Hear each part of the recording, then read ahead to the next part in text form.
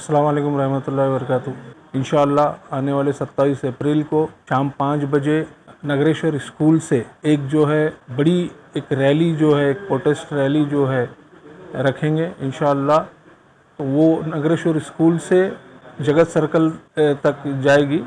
तो मेरी तमाम लोगों से, गुलबर्गा के तमाम मज़हब के लोगों से ये अदबन गुजारिश है और एक अपील है कि आप जो है इस रैली में शिरकत फरमाइए, ताकि ये काले क़ानून जो बीजेपी के जो जालिम क़ानून के ख़िलाफ़ एक आवाज़ जो दिल्ली तक हमें पहुंचाना है, तो इसलिए तमाम लोगों से, तमाम मज़हब के लोगों से मेरी गुजारिश है, सेकुलर जहन रखने वाले लोगों से मेरी गुजारिश है, ख़ास करके मेरे वार्ड के अवाम से भी मेरी गुजारिश है कि इसमें कसीर तादाद में आकर हमारा जो है ना एहतजाज हम दर्ज कराना बहुत ज़रूरी है।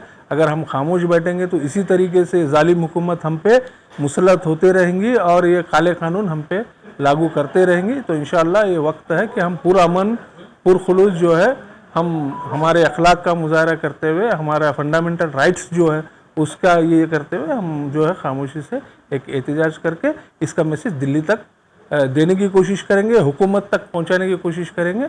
27 अप्रैल के अलावा 4 मई को भी एक जलसा मुनक़िद किया है पीर बंगाली ग्राउंड में। उसका टाइमिंग भी जो है ना शाम 4 बजे से लेकर 10 बजे तक रहेगा।